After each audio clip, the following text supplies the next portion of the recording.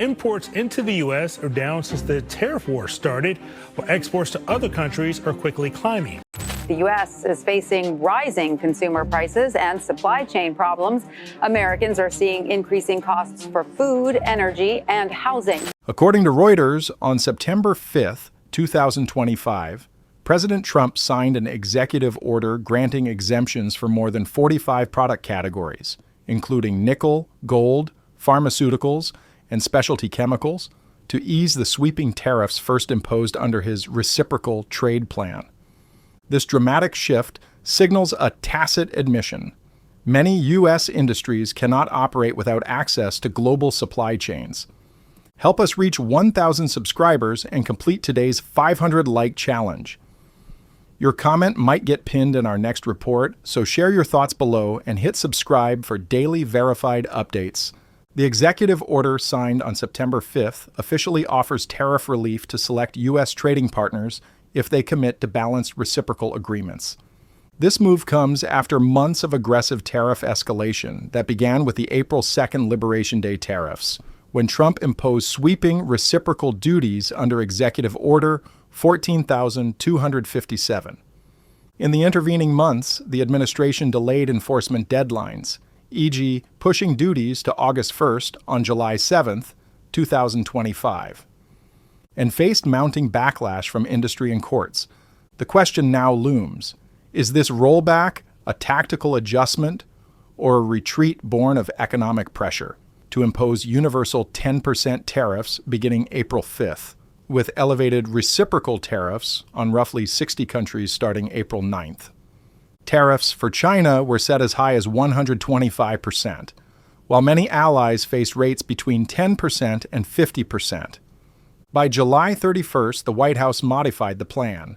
Country-specific tariffs were postponed to August 7th, pushing average U.S. import rates past 17%, levels not seen since the Great Depression.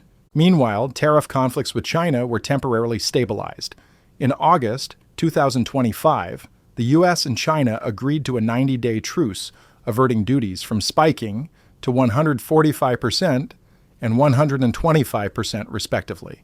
Yet, as costs mounted and supply chains strained, pressure built internally and internationally for relief.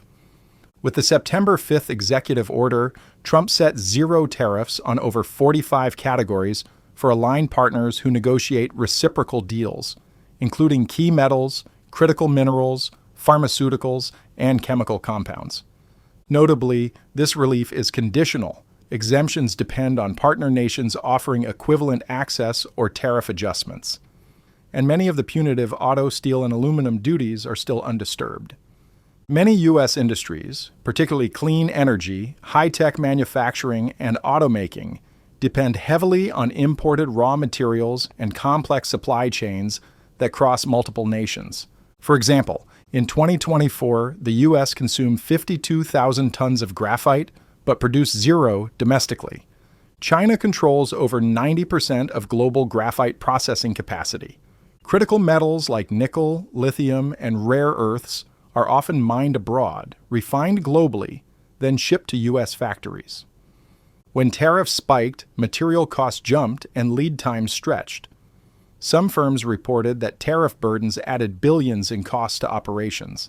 Analysts cited projections of $18 billion in added cost to automakers.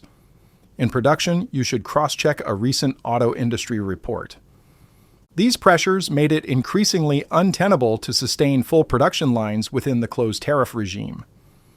Industry response: automakers, electronics firms, and pharmaceutical manufacturers lobbied aggressively for exemptions, warning of layoffs, margin collapse, and broken supplier networks. CFOS in Detroit warned that sustained tariffs could push internal plants offline. Foreign governments welcomed the shift.